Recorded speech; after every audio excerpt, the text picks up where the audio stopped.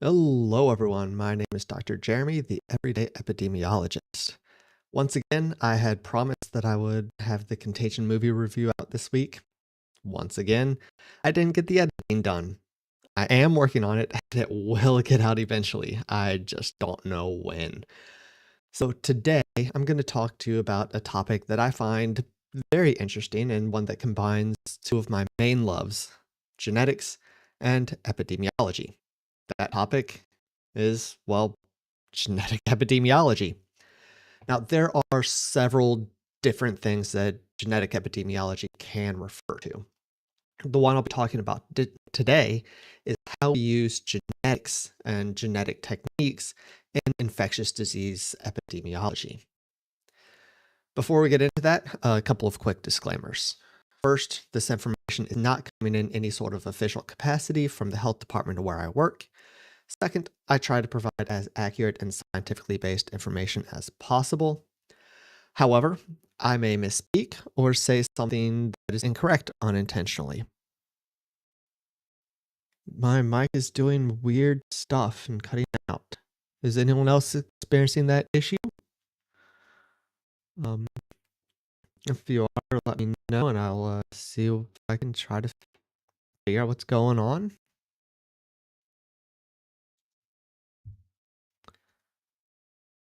Let's see.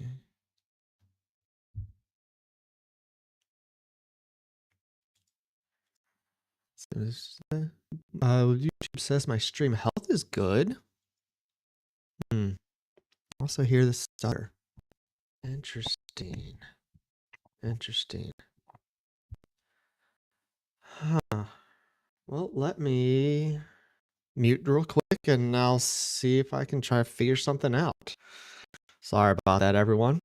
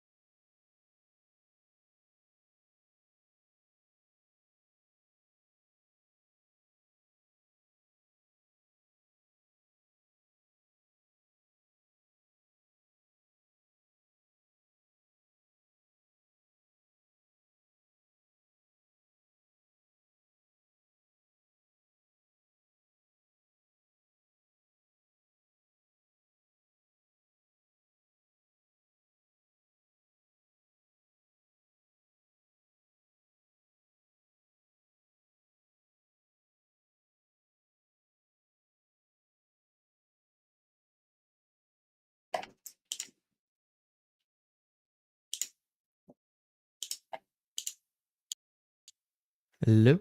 All right. Is this any better? Hopefully this is a little bit better. Let me know if it is. If not, I will keep trying to work on it. I don't know. Okay, it's better. Good. Yeah. All right, cool. Thank you for letting me know. I appreciate that. But yeah, let's get back into this disclaimers. But yeah, as I was saying, I may say something wrong. And if I do say something wrong or misspeak, and you catch me on this, please let me know. Leave a comment with what I said, and if possible, a source to the correct information, and I'll look into it. And if I was wrong, which does happen, I'll put the correct information in a future video. There are some links in the description of the video to some websites and papers where you can investigate genetic epidemiology further after the video if you wish. Lastly, I'll stop periodically for questions, but if you have any at any time, feel free to put them in the chat and I'll answer them as I see them. And now let's talk about genetic epidemiology. Oh, before we do that, I see in the comment that you all like the blinking germ. Um, so you may have noticed that I'm not on camera today. There just wasn't a good spot to throw my face up on the slides without covering a bunch of information, a bunch of area. And you have noticed that there's a little dancing buggy up in the corner. That's a new friend of the channel. His name is Buggy, as Gwen said. He'll be joining us from time to time in future videos, and he'll eventually be joined by other friends on the channel, and so be sure to keep an eye out for them in future videos as well. But now, let's really get into genetic epidemiology. So in this video, I'll start with a quick review of some genetics and some important genetic ideas. I'll then go over a couple of the major genetic laboratory techniques, mainly focusing on polymerase chain reaction, or PCR, and genetic sequencing. After that, I'll talk about how we can use genetic information in epidemiology. I will end up with a couple of real-world examples of how genetics was used in epidemiological studies or investigations. So now, Susan loves genetics. I do too. Genetics is awesome. I actually have a PhD in genetics. I love it so much. But now let's start with a quick review of some important genetic terms and ideas. And we'll start with, what is DNA and RNA? Deoxyribonucleic acid, or DNA, and ribonucleic acid, or RNA, are the core of genetics. Genetics and genetic analysis investigate the sequence of the nucleotides, or building blocks, sometimes called bases, of DNA and RNA. Genomics is the study of everything else related to DNA and RNA. For example, the structure of the molecules, how it's packaged, how it's modified, and other things similar to that. It's a much broader field than genetics, which just focuses on the exact genetic sequence. So with that, what is the function of DNA and sometimes RNA? DNA is the master code for the organism, as well as the heritable unit that is passed down through the generations. What do I mean by the master code for the organism? So DNA is what allows for and causes the formation of all the molecules that make up a cell or the cells in an organism. The typical way this is done is through what is called the central dogma. In this, the genetic sequence that is in the DNA molecule is transcribed into RNA. This RNA then interacts with enzymes in the cell to create proteins through a process called translation. These proteins are then used as structural components for the cell, enzymes to make other molecules, or they allow other cellular reactions to occur. They transport molecules and atoms into and out of the cell and perform many other functions throughout the cell. Is genetics a part of genomics? I guess in a way, yes, you can say that that is the case. Typically, they are thought of as being slightly different. So like my PhD is, I got a PhD in molecular genetics and genomics. So typically they're thought of as separate, but I guess if you consider genomics being everything related to DNA, genetics would be a subset of genomics. But typically genomics is everything related to DNA that is not genetics. So yes and no, I guess, depending on how you look at it. So let's see, where was I in my notes? Okay, next slide. So the essence of genetics is the investigation of the sequences of the bases or the nucleotides in the genetic material, the DNA or the RNA. But what we are frequently interested in is mutation. Common causes of mutation are exposures to ionizing radiation or other chemicals known as mutagens, errors in the replication of the DNA or RNA, and sometimes some viral infections can cause mutations. Mutations can either be point mutations that affect a single nucleotide or just a few nucleotides, or they could be chromosomal mutations that affect very large sections of the DNA. These mutations can have three possible impacts on a protein, on the protein that they code for. The mutation could either change the sequence of the amino acids or the bases of the protein, and therefore sometimes the structure of the protein. It could cause a premature stop in the protein, which causes the protein to be much shorter than it should be, and sometimes, frequently, causes that protein to lose its function. Or it could have no effect on the protein whatsoever. So in this top figure here, you see that there's a DNA molecule in panel A. Oh, let me get back to that. And as we zoom in, we can see some of the genetic sequence here. And then it codes for a protein that looks like this. But in the second panel, or in the lower panel, panel B, this base was mutated and changed. And it caused an alteration in the structure of the protein, as you can see here circled. Now, this structure change in the protein could affect the function of the protein, or it could not. It really just depends on where in the protein that altered structure is. Hey, Big Fat Snake, welcome in, welcome in. Today we're talking about genetic epidemiology, and we're talking about genetic mutations currently. That's what's cooking. So now that we know what mutations affect, or what effect mutations have on proteins, what effect do they have on the organism? So there could be three different impacts on the organism. There could be no impact on at all. It could not affect the survivability or reproductive ability of the organism. And we would basically call that a neutral mutation. It could decrease survival or decrease the reproductive ability of an organism. Therefore, it would be a harmful mutation.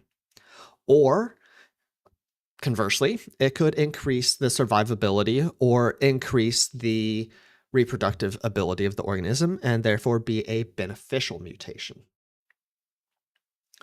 When and where mutations occur in the DNA or RNA is completely random. However, the mutations that we identify may not appear to be random. Some areas of the genome, some areas of the genetic material are critical for the survival of the organism. These regions will show very few, if any, mutations, because any mutation in that area is likely to affect the survivability or reproductive ability of the organism, and therefore will not be passed on, and could potentially even lead to the death of the organism. Other regions of the DNA or RNA are less necessary for survival and can accumulate more mutations because the organism can survive with those changes. Additionally, the effect of the mutation we identify is also frequently skewed. We are much more likely to identify mutations that are either beneficial for survival or have no impact on the survival over those that are harmful. Why is that? Again, harmful mutations either lead to the death of the organism or decrease their reproductive ability, therefore it is not passed on as much as the ones that have no impact or the ones that are beneficial. Frequently in genetics, you'll hear a term called polymorphism. or sometimes a single nucleotide polymorphism called an SNP, which is pronounced SNP. A polymorphism is a genetic locus or location where two or more common versions, known as alleles, are present. Here in this bottom part of the picture, you can see an example of that. So here in the first row, you can see allele 1, where this nucleotide is a base T, a thymine. And allele 2 is a base G, or guanine. So in order for a polymorphism to be, in order for a, I'm stumbling over my words here right now. So if a mutation is going to be considered a polymorphism and not just a mutation, typically it's thought that at least 1% of the genomes in the organisms in the species need to have the less common nucleotide. To be fair, a lot of those words are tongue twisters. Exactly, especially when you're saying them over and over again. Gwen asks, are mutations basically a lottery, or could be caused by the environment or timing, or hold on, let me read that again. Are mutations basically a lottery, or could be caused by the environment or things happening during the development of the embryo? A little bit of both. It really depends. So mutations happen all the time. I'll talk a little bit about mutation rate later, but it's typically thought of, especially with infectious diseases, viruses, and bacteria. Basically, anytime there's a transmission from one person to another, a bacteria or virus picks up a mutation. But cells get mutated all the time. And it just really depends on where the cell or what cell is mutated as to where it impacts or whether it's passed on. So if a non-sex cell, also known as a non-sperm or non-egg cell, basically also known as a somatic cell, gets mutated, from UV radiation from the sun, or getting X-ray scans or CT scans, or smoking, those cells can be mutated and can lead to disease, lead to cancer, lead to other things, but those are not passed on in further generations. But if they happen in the sex cells, in the egg or the sperm, then those can be passed on to the next generation. Oh yeah, absolutely. Mutations happen all the time throughout your lives. That's what leads to cancer, is your cells get mutations, and if mutations occur in certain genes and accumulate over time in those genes, it can lead to cancer. So yeah, absolutely. You every time you go out into the sun, get exposed to the UV radiation, you're at risk for mutation. Now, frequently, your cells are very good about fixing those mutations, fixing the errors when they happen, but they don't hit all of the errors. They aren't able to fix all of the errors. Yeah. Yes, as Susan says, mutations also lead to evolution. We are all mutants. So my undergrad genetics professor had a saying that I always loved: we are all inbred mutants. And she's right. If you go back far enough, enough generations, we are all inbred. We are all inbreeding with distant relatives, and we are all mutants. I mean, everything that every difference between people, between organisms, is due to a mutation of some sort. Let's stay inside and play Valheim on our PC. I wonder what sort of mutations the stuff coming out of the computers given. So yeah, we'll see. We'll see. With mutations happening throughout our lives, does that play into our risks of particular infections? Potentially. Potentially. It absolutely could. That's actually part of what we'll be talking about here is how human genetics can lead to or cause cause increased risk or decreased risk for infection. So yes, that can happen. And that can happen. And actually, honestly, we're definitely not getting into this today. We'll be doing a whole, probably several episodes on this later, but that's how the immune system works as well. The T cells and B cells in your immune system get hypermutated when they get exposed to a pathogen or to a vaccine, and those mutations change the proteins in the cell that then allow it to recognize those pathogens later on. And that is mutation. And again, that is helping protect you against infection. So yeah, absolutely.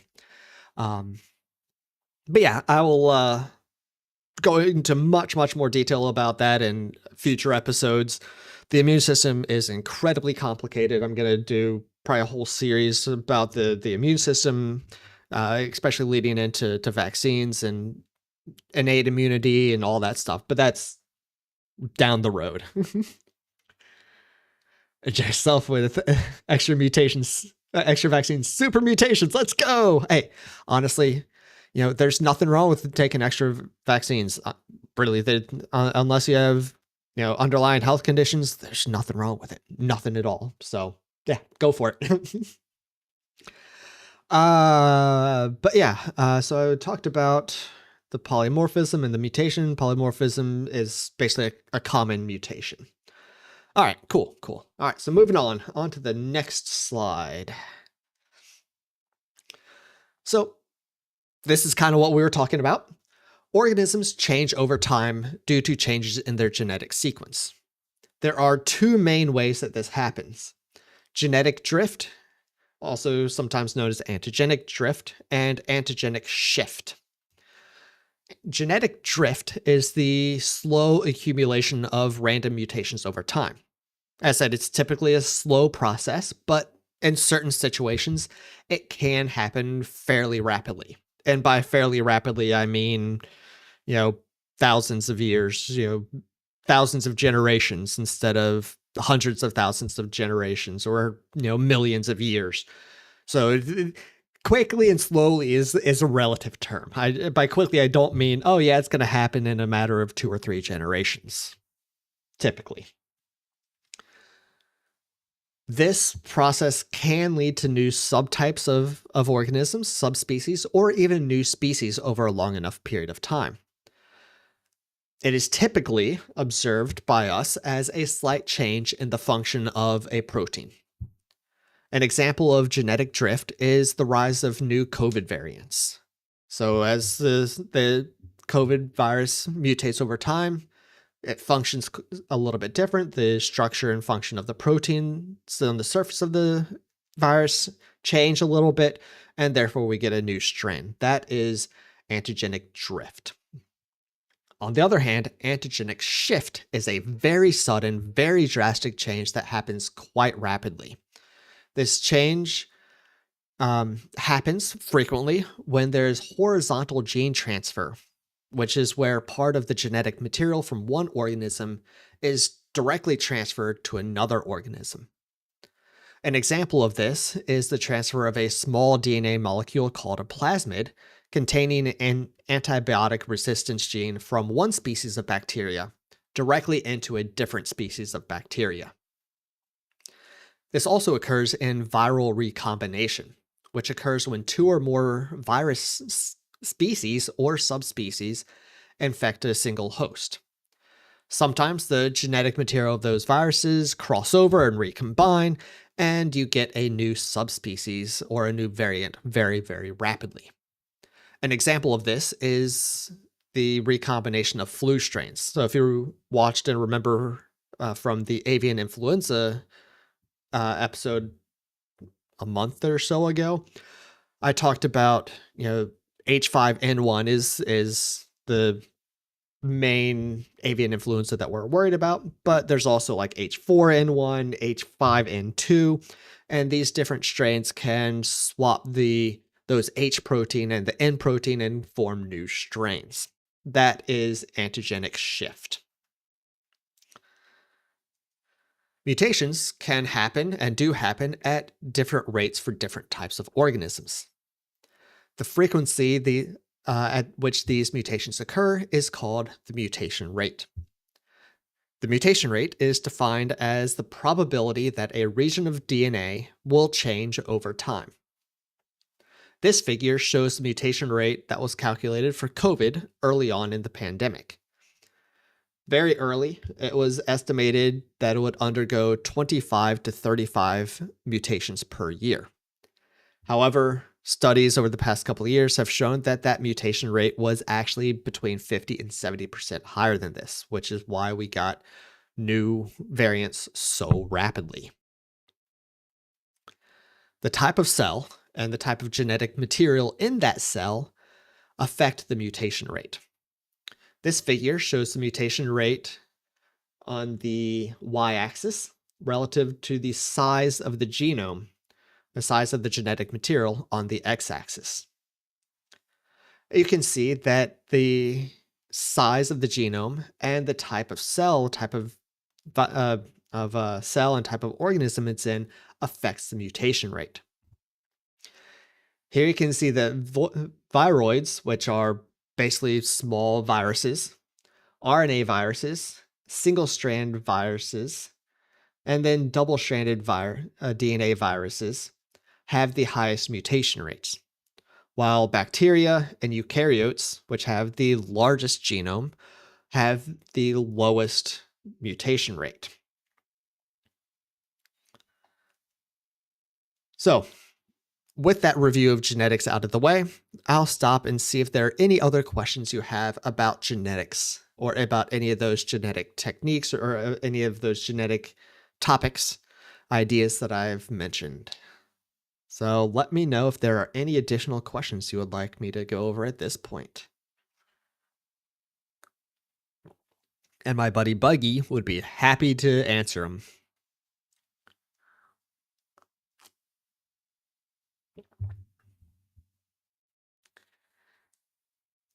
We're going to need a Buggy emote. Ooh, yeah. Good call, Matt. I'm going to have to do that. Absolutely. Absolutely. Let's see. Fox says not at the moment, but give us the title prime. Get the brain cells rolling. Yeah, absolutely. It is a lot of information. Absolutely. And honestly, of all the topics that we covered, that is just skimming the surface. That is just the very, very surface level coverage of those topics. But yeah, so if you have any other questions, again, feel free to put them in the chat and I will answer them as I see. But with that, let's go ahead and move on. Now I'm going to talk about the two main genetic laboratory techniques that are used in public health: polymerase chain reaction and genetic sequencing. All right, polymerase chain reaction, also called PCR, is probably the most used and one of the most powerful genetic laboratory techniques, especially in public health. PCR is a process where the DNA molecules are replicated so that we can use them, so that we have more molecules to deal with, and we can use them further in downstream processes.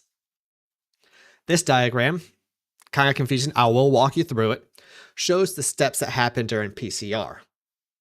So first, up here, we have a mixture of the organism's DNA, more nucleotides or bases of DNA, a polymerase protein. The polymerase protein is the protein that produces more DNA, and short primers, which are the short strands of DNA that bind to the template DNA and allow for the copying process. So we have this mixture of all those things. We increase the temperature, we jack the temperature up really high, and it separates the DNA molecule, denatures it. So it separates them from each other. Then we lower the temperature a bit. So we typically raise it up to about between 90 to 96 degrees Celsius. And that denatures the protein, or denatures the DNA, separates the strands. Then we lower it to somewhere in the range of 65 to 74, depending on what exactly we're doing. And this allows the primers, which you can see here in red and green, to bind to the DNA molecule. This is not low enough that it allows the two strands of DNA to bind back together. The primers are able to bind at a slightly higher temperature because they're short. So after the primers bind to the DNA molecule, we increase the temperature back up, not up to the full 90 degrees, but upper 70s, maybe lower 80s. And this allows the polymerase protein to elongate, to replicate the DNA molecule, as you can see here in purple. So this strand here is an exact duplicate copy of this blue strand here. And then this green and purple strand here is an exact duplicate copy of this blue strand up here. So as you can see, we've turned one molecule of DNA into two molecules of DNA. And then we repeat that cycle over and over and over again. We denature it, separate the protein, or separate the DNA, lower the temperature so the primers can anneal, raise the temperature and elongate, and look, we now have 4 strands of DNA. We continue this and this exponential growth, and one single DNA molecule will result in 1 million new strands after 20 cycles, and there will be 1 billion strands after 30 cycles. We typically do this process somewhere between the range of 30 and 45 times. And typically in this original mixture, there's much more than one original strand of DNA. There's thousands, hundreds of thousands, maybe even millions of strands of DNA to begin with. Each, after 30 cycles, have produced 1 billion more strands, so that we get lots and lots and lots of DNA that we can work with later. So that's PCR, that's polymerase chain reaction. However, there are a couple of unique cases or special cases of PCR that I want to talk about. The first is reverse transcription PCR. As you saw in the previous slide, PCR needs DNA to work. It can't work with RNA. It has to have DNA. So in reverse transcription PCR, the first step is to turn an RNA molecule, a single-stranded RNA molecule, into a double-stranded DNA molecule. And this uses a protein called reverse transcriptase. So we use the reverse transcriptase to turn the RNA into DNA. So we call that new DNA molecule cDNA, which now that I think about it, I can't remember what the C stands for.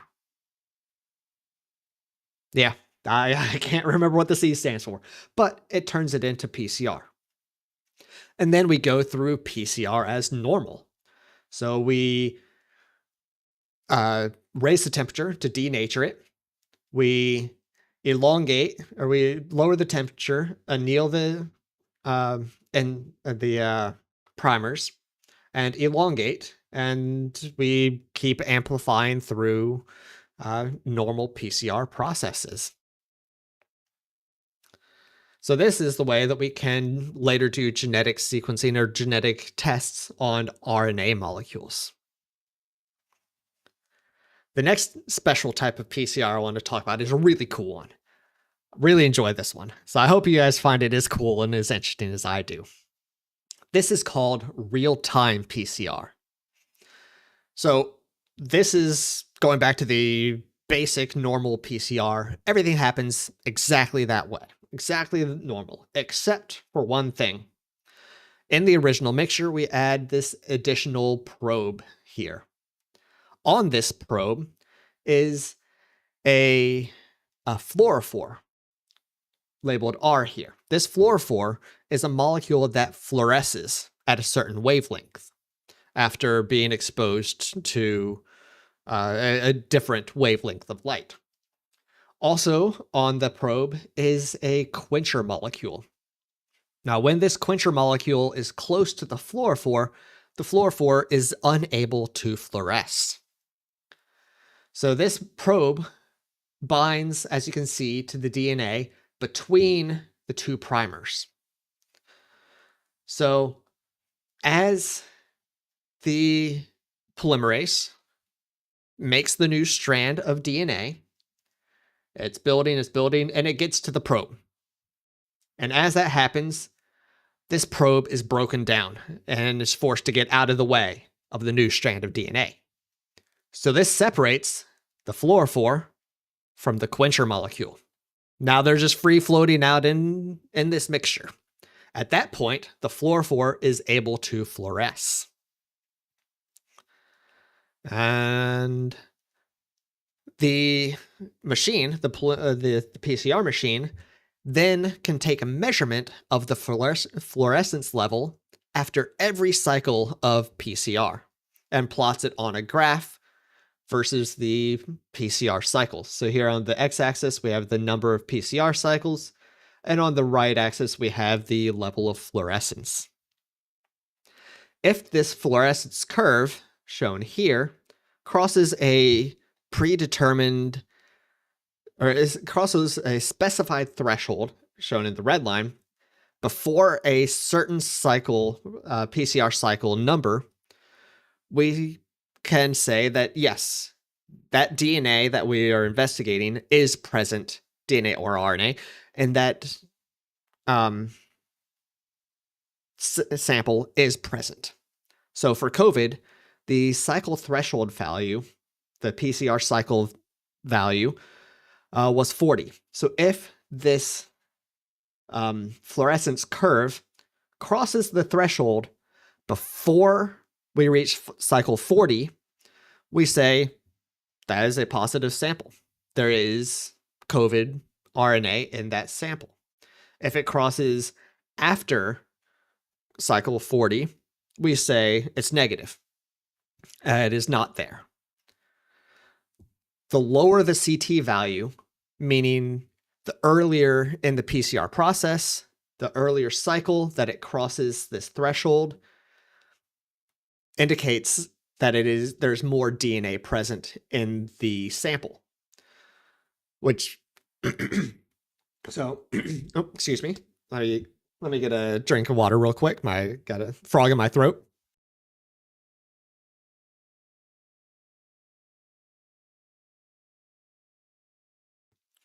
So if we have two samples that go through real-time PCR, one, the cycle or the fluorescence curve crosses here, say at cycle 37, we say there is that DNA present. But if we have another cycle or another sample that crosses the threshold at cycle 25, we say that there is more DNA present in the one that crosses this threshold at cycle 25 compared to cycle 37.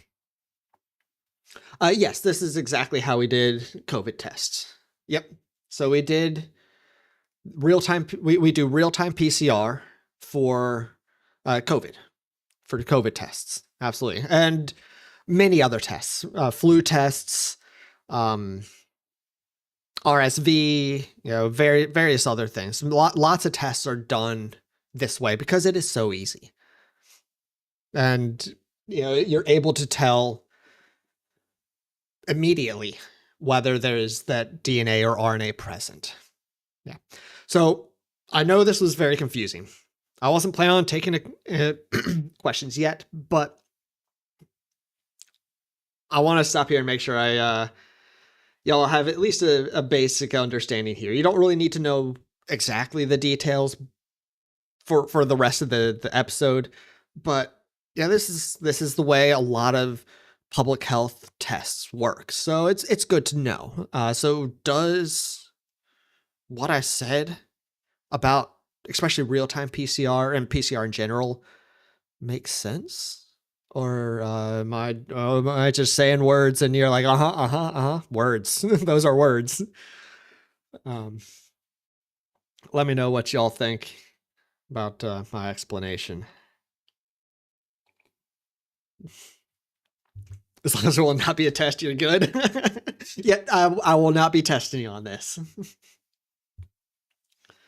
And Gwen's following. All right. Well, good. I'm glad I'm not losing y'all too much.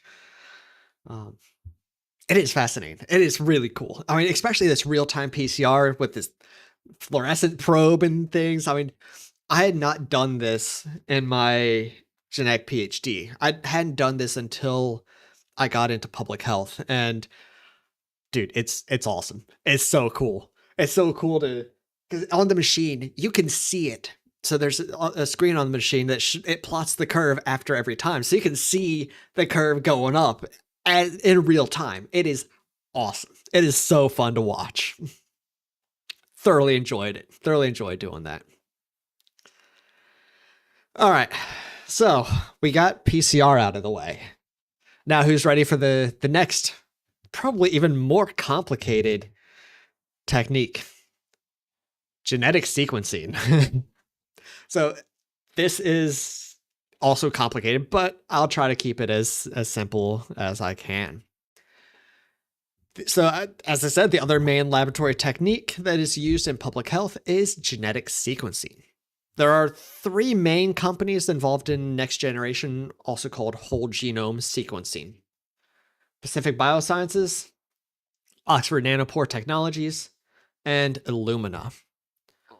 The Illumina MySeq, which is this machine shown here, and the Oxford MinION, shown here, are the two main platforms that are most frequently used in public health organizations, mainly due to the size of the machine, the cost of the machine, and the ease of use.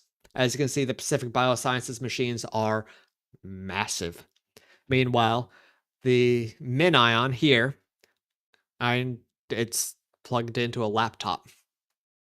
So I wasn't planning on talking about this, but I got to, because the MinION's fascinating. It is so cool. I love this technology. It's not, I don't know how it is now. It's been a little while since I've really looked into it, but it used to not be the most accurate. It caused quite a few errors in the sequencing of the genome. Basically, you didn't get the fully accurate genome, but it's cool.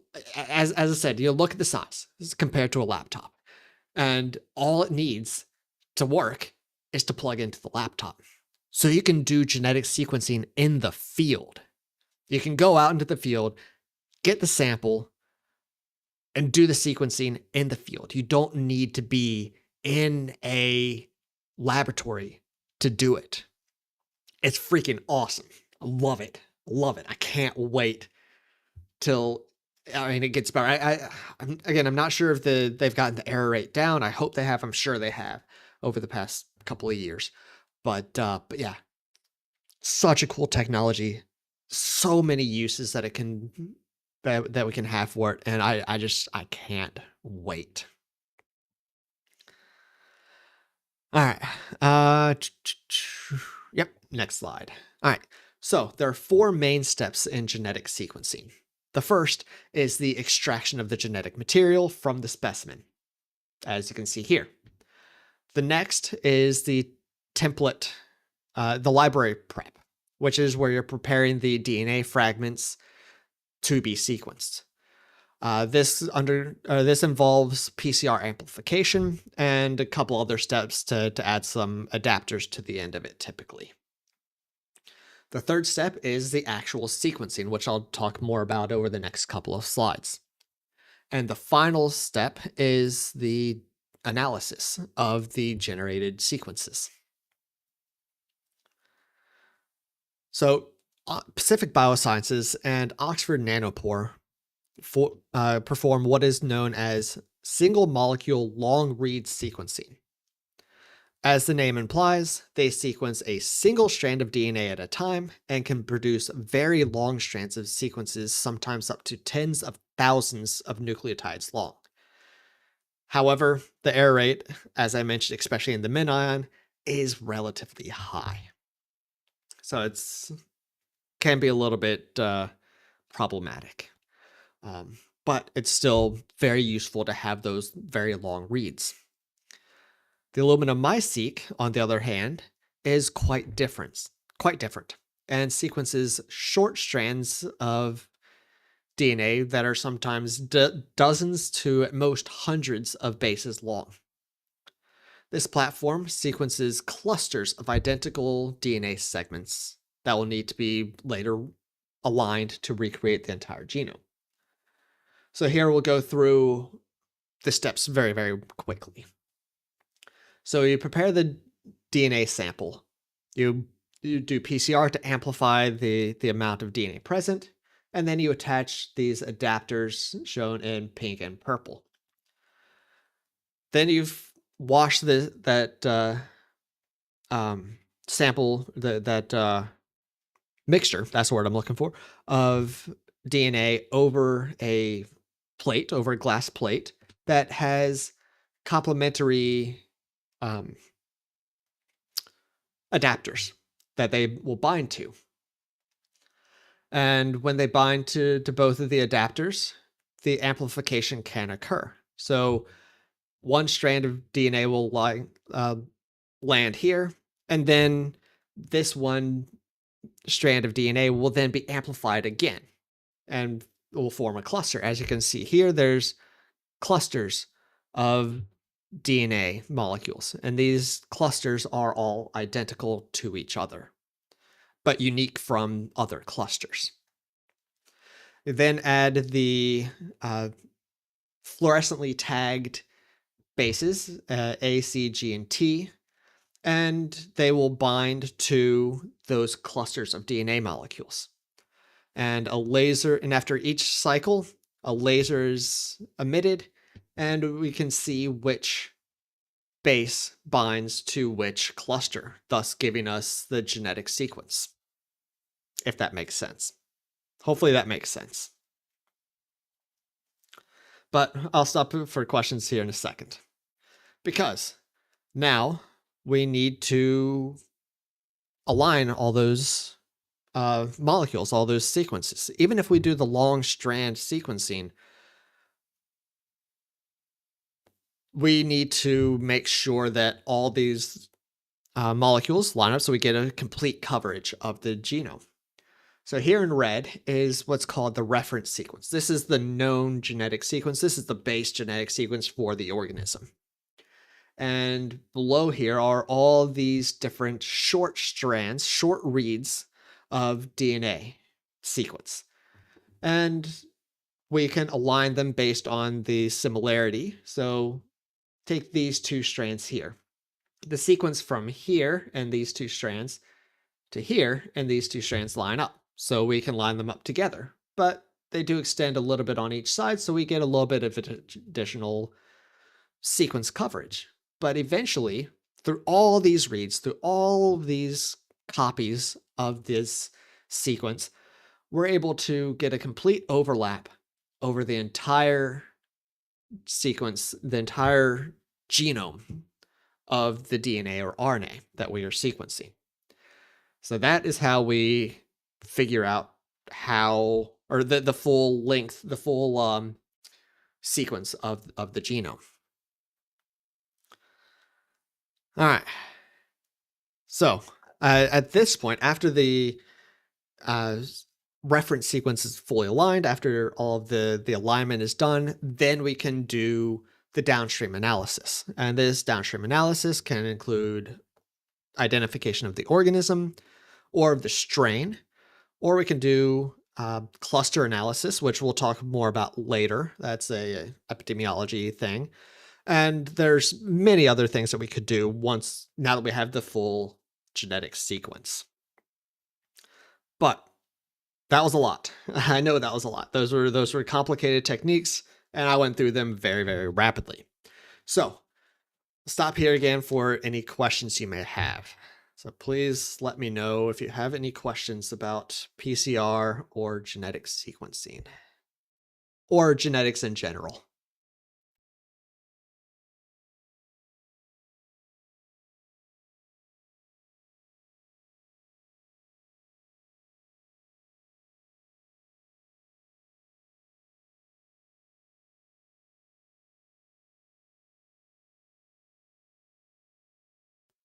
Well, I'm not seeing anything at this point, but again, if you have any questions at any point, feel free to go ahead and let me know. Put them in the chat at any time.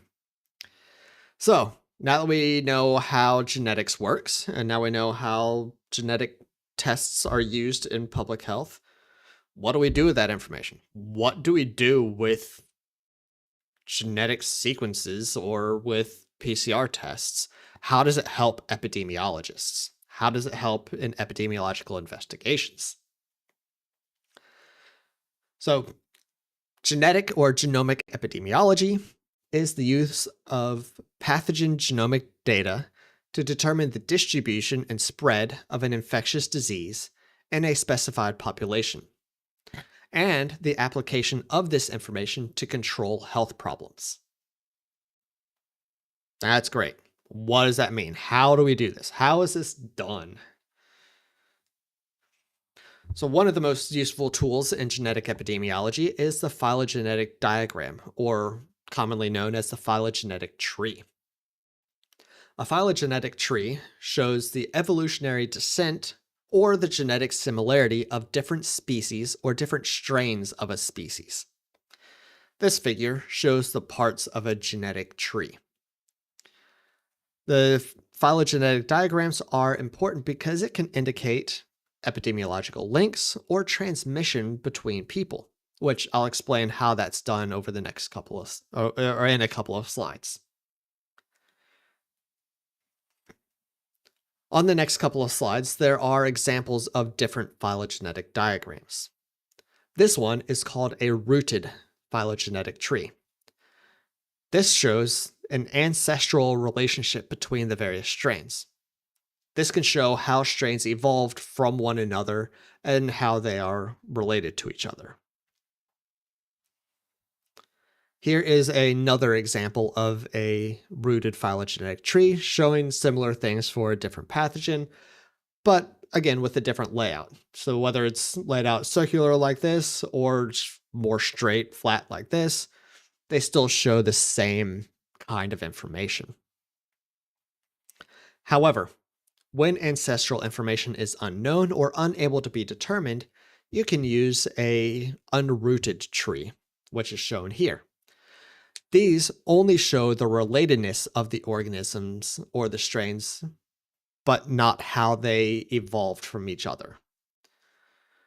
So, as you can see, so like these strains are likely closer related to each other than they are to these strains, but doesn't necessarily know or mean that they're evolved from each other. We don't really know how that works. We just know that, yeah, these are more similar than these are, if that makes sense. But how are phylogenetic trees built? Off of genetic sequencing. They are calculated by using a multiple sequence alignment, also called an MSA. MSAs combine the sequence data for multiple samples and show where mutations have occurred and where the sequence is the same. On the left, you can see 5 strains of DNA with of a sequence. You can see 5 strains of a segment of DNA. The red letters are the bases that are different from the ancestral strain, and otherwise known as mutations.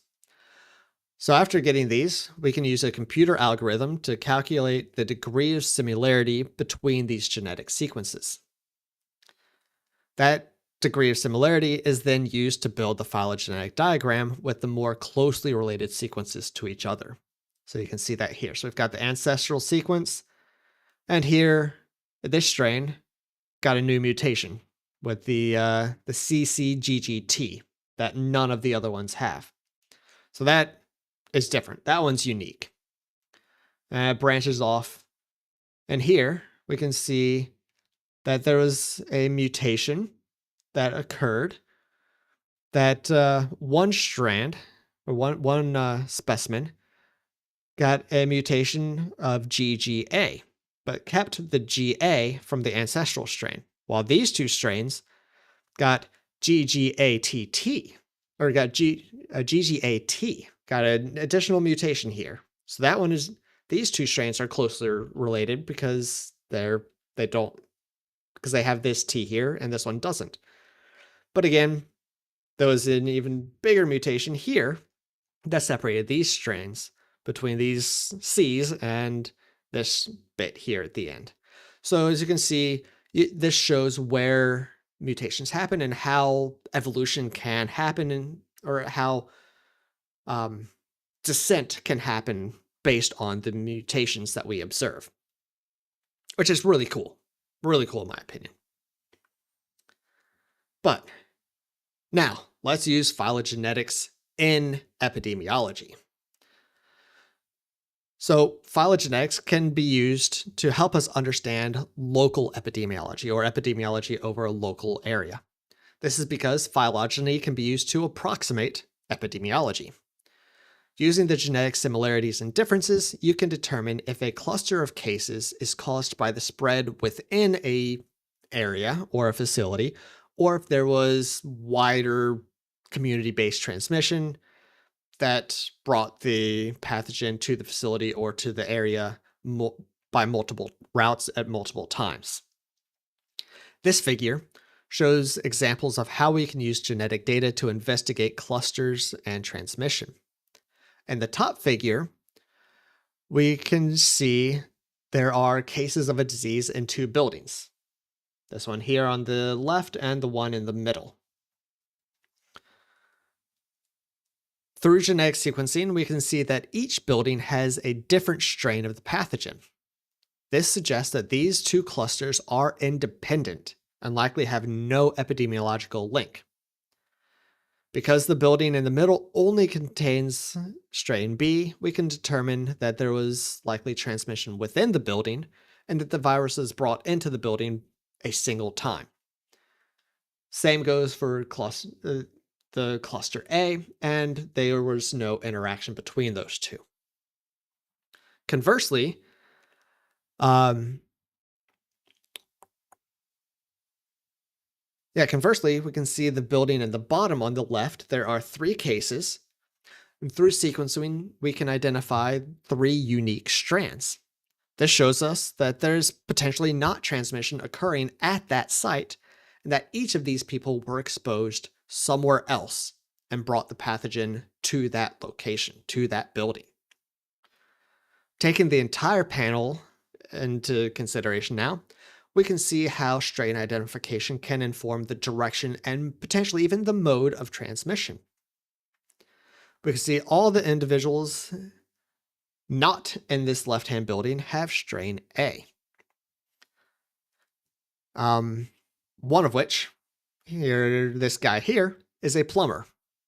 Through our epidemiological investigations and our case investigation and interviews, we have determined that this plumber caught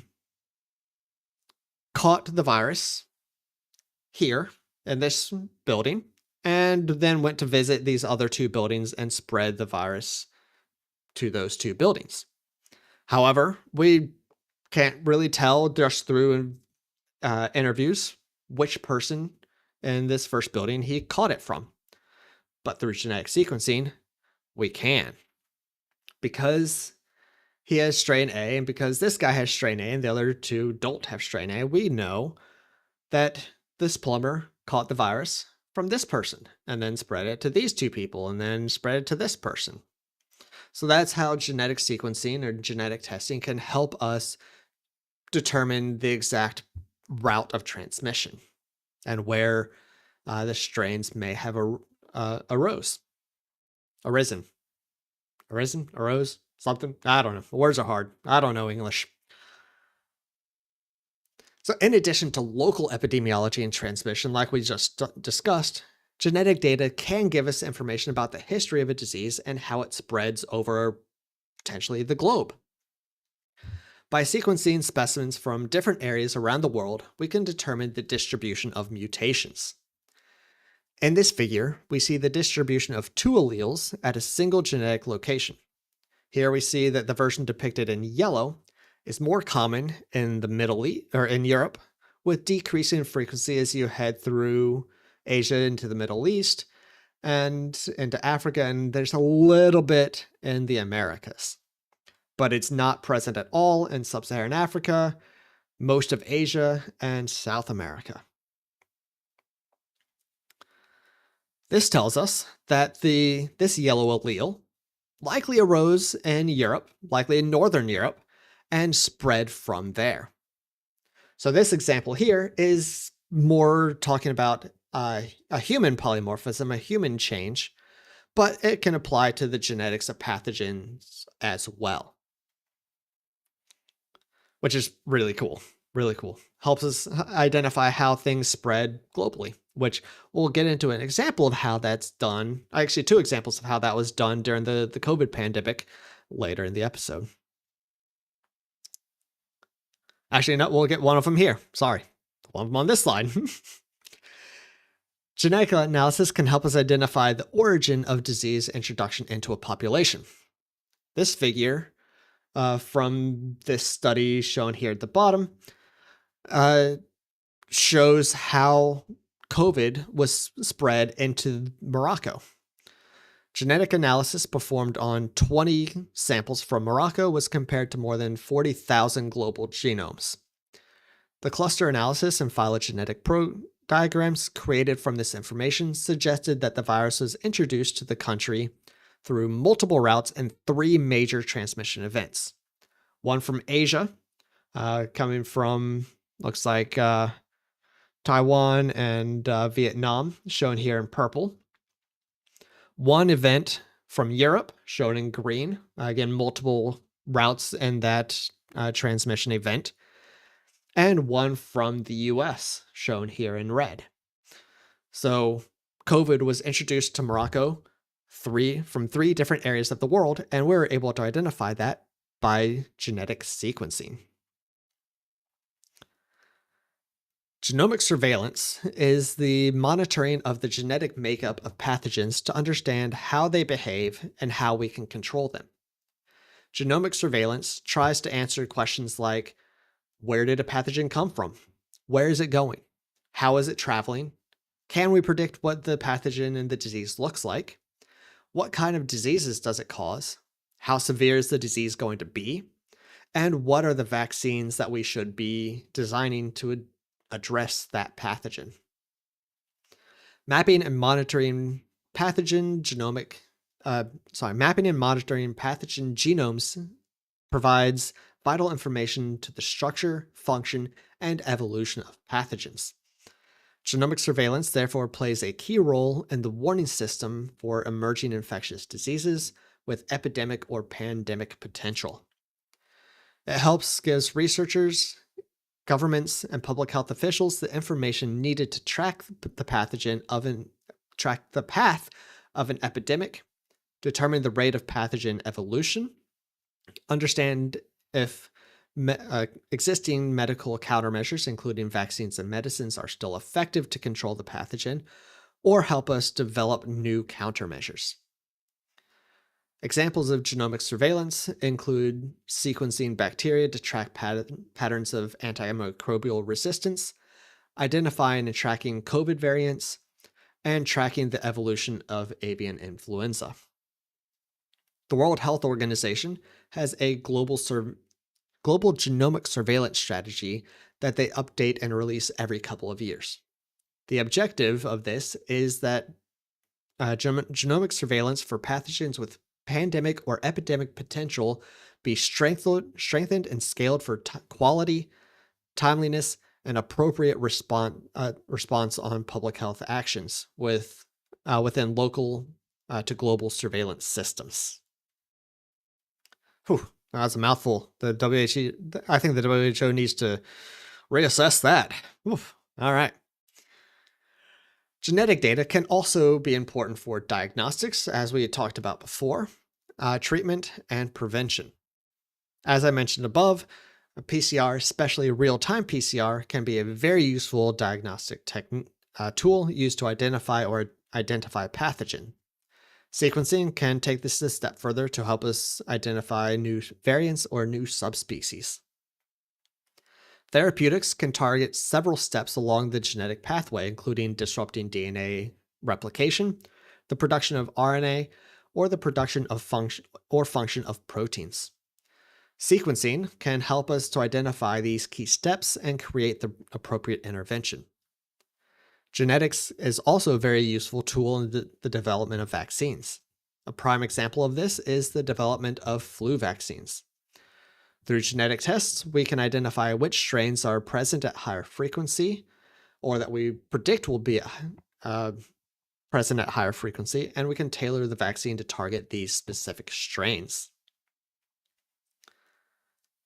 So this gets to Fox and Bull's question earlier about human genetics. So human genetics can be used in epidemiology in several ways.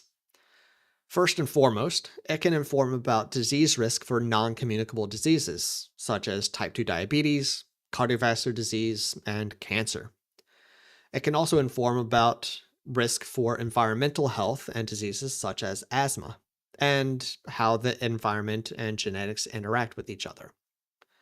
It can also be used to inform about infectious disease. The immune system is largely determined by the individual's genetic makeup. While the genes involved in the immune system and their function is still an area in need of a large amount of study, genetic analysis of these genes can help us learn how the host and pathogen interact. The human gut microbiome, basically the bacteria in your gut, has been shown to greatly impact both infectious and non-communicable diseases, both in a good way and in a bad way. Sequencing this gut microbiome and the immune system genes could give us information about disease risk or disease severity risk. So with that, I'll stop for any questions you have at this point. It's saying that it's proper detective work. Yeah, absolutely. Absolutely. Epidemiology very much is detective work. And that detectiveness shows why the understanding of COVID-19 took time to understand. Yeah, that knows just a new virus, something we had never seen before, and learning things takes time, and that's also why recommendations for COVID, mask wearing, not mask wearing, isolation, vaccine recommendations, all that changed over time because it was new, and because this sort of thing does take time. And over time, as we did more of the investigations, as we did more of the sequencing, as we did more of the PCR, we learned more. And and we were able to change our recommendations to be more accurate based on the information we now had. But yeah, that's one of the things I like best about epidemiology is that investigation work. You have this question here. How did this person get this disease? And trying to solve that question is fun. It is a challenge, but it is fun. And there's so many tools that we have at our disposal to do this. And genetics is becoming an ever increasingly used and ever increasingly useful tool for that. But I'm not seeing any questions at this point, so let's go ahead and get into the last section of the presentation. So in this, I want to talk about a few real-life case studies where genetic information was used in infectious disease epidemiology. The first one is probably one of the coolest ones I've ever seen, and I first heard about this during my PhD program. I had a class where you had to do it was a journal club. So we had to find a research article and research it and look into it and present that to the class. And I chose this one because it was freaking awesome. Gwen, how do you determine which tools are best for each scenario or in each scenario? I mean, basically use all the tools that you have at your disposal and just trying to get as much information as you can. The more information you have, the better. So use all the tools you can. And, you know, sometimes some tools aren't available for you. Like, it's like some of the further sequencing may not be available. So if they got tested and like for COVID, for example, say we did, especially early on in COVID, you know, we were getting a ton of samples, a ton of cases, and we were just doing the real-time PCR to identify, but we couldn't keep them all. And so we got rid of them. But maybe later we would want to do some genetic sequencing. If we don't have the sample available later, we can't use that tool. But basically we use whatever tools we have available and you know, and go from there. But really it's also just trial and error. And you know, if the tools we have don't give us the information we need, we try to figure out new tools and come up with new tools. So yeah, good question. Thank you. And Susan has a question. Thank you. I missed that. A political question. Oh, okay. Political question. All right, let's do this. How is the USA withdrawal from the WHO going to affect the information the US has available? Will the US have access to data and be putting info into that data? Yeah, so as she mentioned, was it last month? January, I think. The USA once again withdrew from the WHO and including their global surveillance systems, which is problematic because, as you said, or as you ask, will we be getting data and will we be providing data? And basically the answer is no. Or at least in a very limited case or very limited instances. So we will not be providing any information to the global surveillance programs, and any data that we get, any surveillance data that we get, will be basically, you know, from whatever they feel like being nice and sharing, or whatever other countries might share, or you know, what they get from like the website or something. And but yeah, it's not going to be good. It's going to be very bad. However, there have been at least two US states that have rejoined the WHO's global surveillance program. California and Illinois, at least. I think others have, or at least others are discussing it. So at least they will still be involved in providing the surveillance data and getting the surveillance data. But yeah, as a whole, as a country, yeah, we aren't involved in that anymore. And yes, as you say, that is terrifying. Because as anyone in epidemiology or anyone who really knows anything knows, germs and diseases don't understand and don't care about political borders. They don't care about country borders. They don't care about state borders. They don't care about province borders. They spread where there are people or host organisms to spread into. So what happens in one area of the world impacts every area of the world. So we need to share this information. We need to have access to this information. And honestly, the US leaving the WHO is incredibly dumb. And not only that, not only are we not getting this information, not only are we not providing this information, but we are no longer providing monetary support to the WHO. And we provided quite a bit of monetary support. And without that money, the WHO is going to be struggling more to do what it does. And it's gonna hurt everyone a lot. It was a really dumb call. And there is no justification for it whatsoever. It is, and it makes me mad. It makes me very mad that we withdrew from the WHO. And again, this is the second time Trump's done this. The first time he did it was in his first term, and then Biden got us back in, and now we withdrew again. And so all we're doing, on top of everything else, is making us seem not trustworthy because, well, we aren't. You can't rely on us. I mean, if it's going to change every 4 years, whether we're part of the WHO or not, yeah, it's frustrating.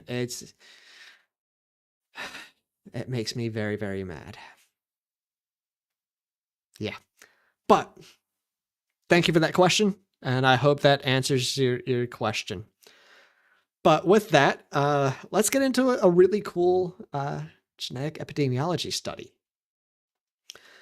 So this first case involves an outbreak of cholera in Haiti that happened from 2010 to 2019. And shows how genetics can be used to determine the origin of a pathogen. The outbreak began in October 2010, a couple of months after a major earthquake that happened earlier that year. This outbreak occurred during what is called the 7th cholera pandemic that started in 1961. So this cholera pandemic spread out from, I believe, South or Southeast Asia, and spread globally. And we're still in this 7th cholera pandemic. But the cholera reached the Americas, as entered through South America, Colombia, I think. Don't quote me on that, but entered through South America. And it reached there in 1991. Prior to 2010, there was basically no cholera in Haiti. And had been no major outbreaks in Haiti. There have been a couple of isolated cases, but that's about it. But then in 2010, we had this huge cholera outbreak. So how did the cholera bacteria get to Haiti in 2010? Well, I mean, it would be easy to say that it came from another country in the Americas, in North and South America, as part of just the spread of the pandemic. But one group of researchers wanted to try to figure that out. So they sequenced the genome of a specimen from Haiti from that outbreak, as well as a specimen collected in Peru in 1991. So here's the Haiti sample here on the bottom, and the Peru 1991 sample on top. As well as they also sequenced specimens from Bangladesh that were collected in 2008, 2002, 2008, and 1971. The 1971 strain is estimated to be very close to the original strain of the 7th pandemic. So this sequencing mostly focused on 3 different locations that are colored in green and or red. They found that the historical Bangladesh strain, the 1971 historical strain, was very similar to the Peru 1991 strain. Basically identical. In all 3 major markers, it was the same. And basically throughout the sequence, it had minor changes, but basically was the same. However, the Haiti sequence was very different than those 2 strains. So here you can see those 3 markers, they are all different from the Peru strain. But they are very close. It was very close to the 2002 and 2008 Bangladesh strains. Which is kind of confusing, because that would mean that these are closely related, which means this Haiti strain probably came from in the area of Bangladesh. But how did a strain of cholera from Bangladesh get to Haiti? How did that happen? Well, there was that earthquake. In response to that earthquake, the United Nations sent aid workers from around the world to assist in the recovery, including aid workers that came from Nepal, which is very close to Bangladesh. So it is suspected, not confirmed.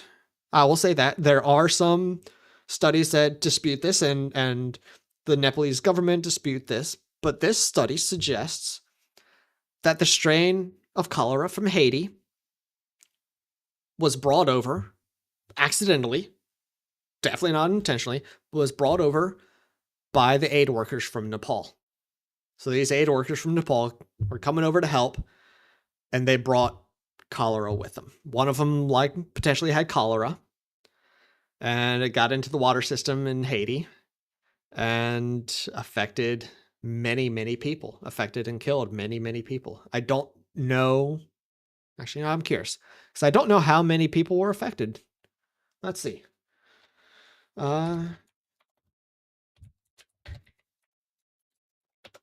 Curious. Let's see what Wikipedia has to say. That's nice and easy. Yeah, so a lot of people.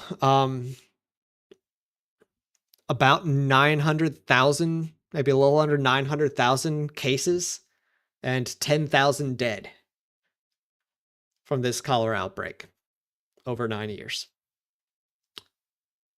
Yeah, that's brutal. That's brutal. All because of an accident. But yeah, but we were able to use the genetics to determine where it came from, which is pretty cool. It's pretty cool in my opinion. It's not cool that 10,000 people died, but it's cool how we were able to figure that out genetically.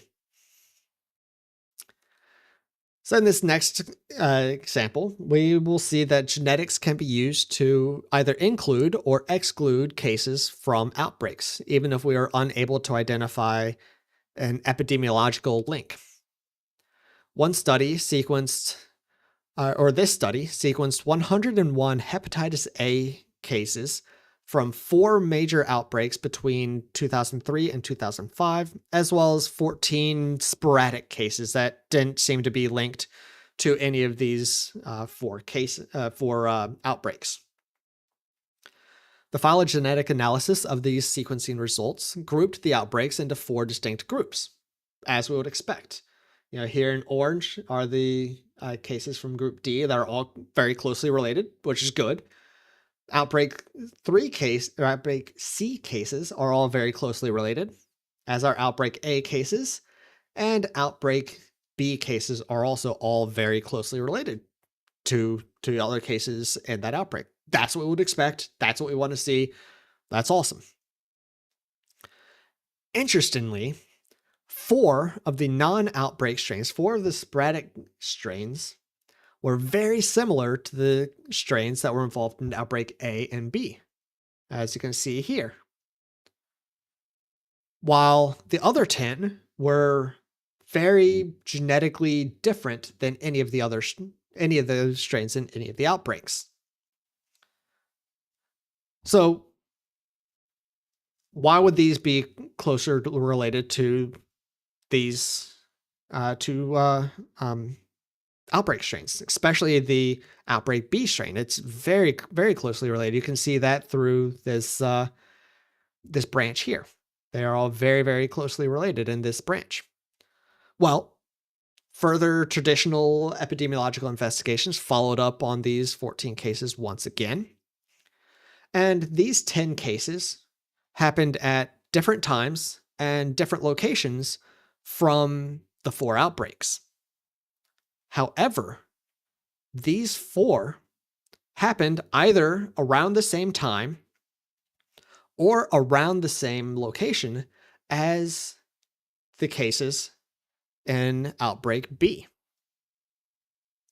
which kind of indicates to us that even though we don't have an exact epidemiological transmission from one case to another for these 4 cases, these 4 cases are likely part of outbreak B, which is pretty cool. So we were able to link all these together. At least I think it's pretty cool. All right, the third case study is an investigation of a MRSA outbreak in a neonatal intensive care unit, and shows an example of using genetics to identify the limits of an outbreak. Again, similar to the last one, what is part of the outbreak and what is not part of the outbreak. The authors of this study sequenced samples from 7 individuals in the NICU suspected of being part of the outbreak, as well as 7 other isolates from the hospital that were suspected of not being part of the outbreak, not just other sporadic isolated events. So this graph here shows an example of a multiple sequence alignment that we talked about earlier.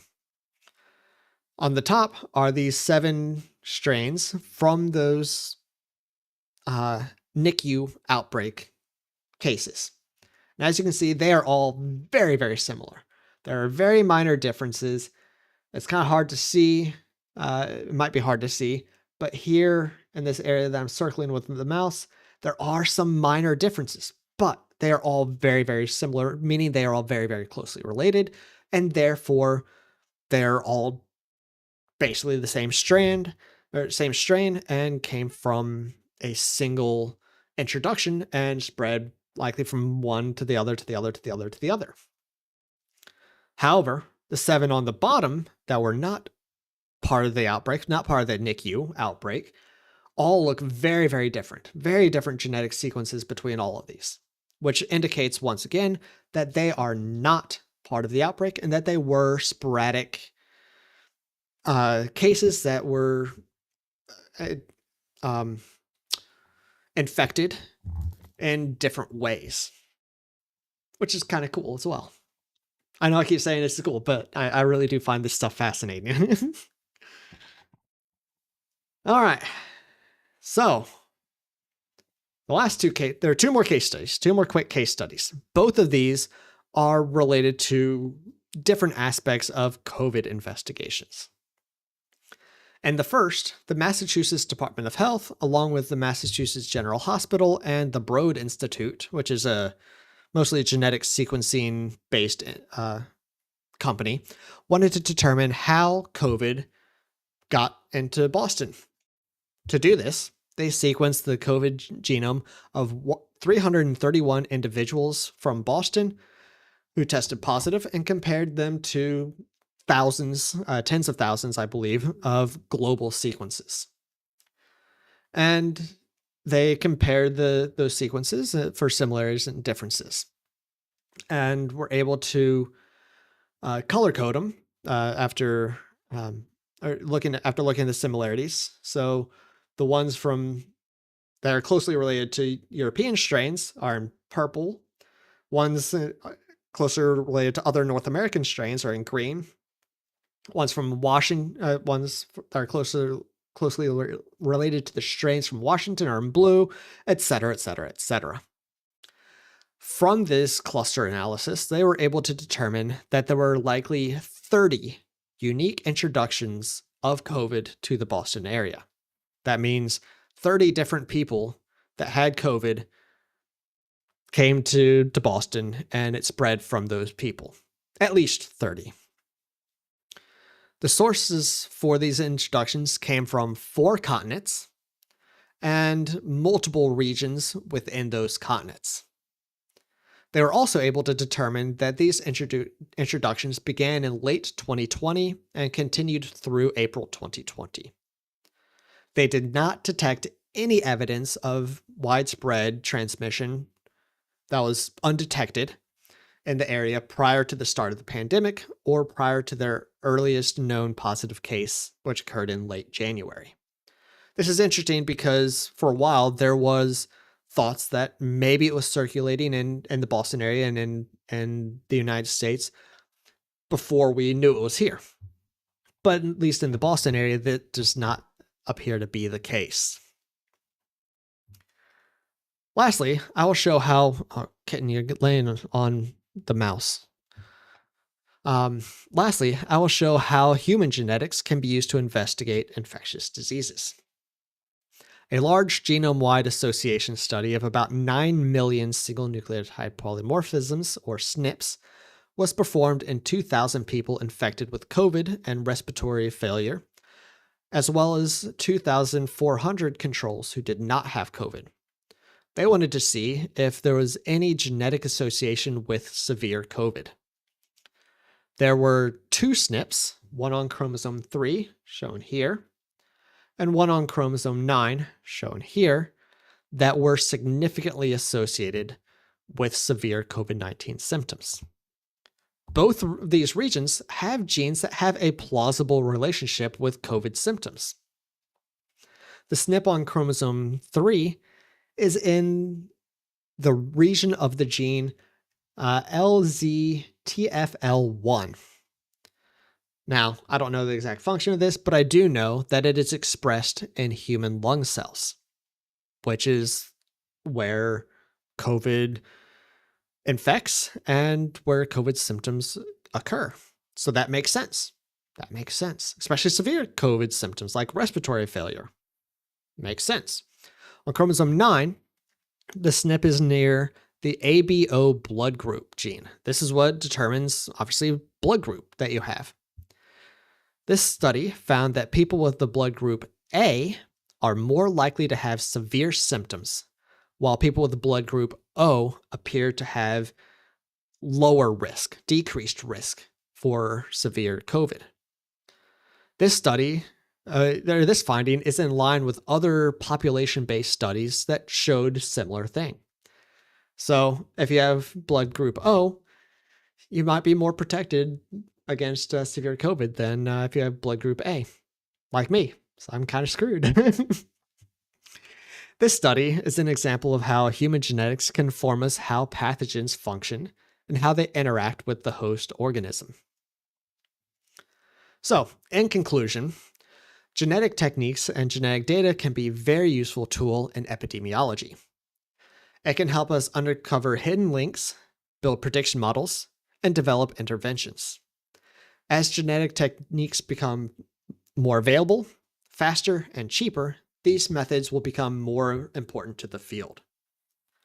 And now, I will take any questions that you may have. So any questions about genetics, genetic techniques, genetic epidemiology, genetic epidemiology investigations, or any of those case studies that I've covered?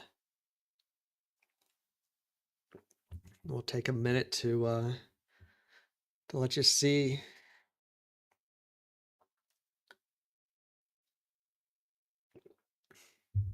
Thank you, Gwen. I'm glad you learned a lot, and I'm glad you found it interesting. As I said, I love this topic. I just love genetics, and obviously I like epidemiology. Getting into that, and combining the two is just it's awesome. It's such a cool thing that that we're now able to do. I mean, 20, 30 years ago, we couldn't really do any of this stuff. We didn't have those genetic techniques. We didn't have high throughput sequencing.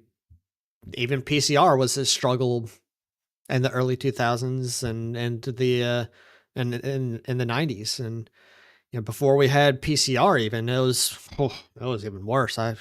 We barely had anything there. Susan says that was fascinating. A lot of good information. You think your brain hurts now to info overload? Yeah. It is a lot of information, and I do apologize about that. It was a lot. But I looked at cutting some of this stuff, but I'm like, really got to keep pretty much all of it. It was hard to figure out what, if anything, to cut, because all that base information is important to know how the later studies work. Susan's genetic study was in 1980. It was a very different experience than mine. Absolutely. Yeah, a lot's changed Yeah, the 30 years, 20 to 30 years between when you took genetics and when I did.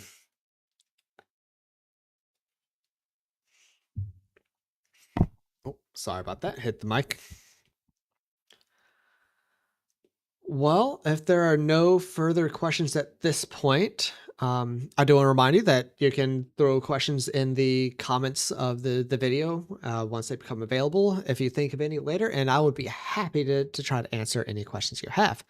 But thank you all for joining me today. I hope you found this topic as interesting as I do. I'm not sure what the next topic will be. That may be the Contagion movie review. It might be something different. We will have to see in 2 weeks. But if you don't want to miss it, be sure to subscribe to my channel here on YouTube and also follow me on Bluesky, where I share public health information and news between episodes. You can find the link to that in the description. Stay healthy, stay happy, and from Buggy and I, remember, public health is for the good of everybody. I'll see you next time.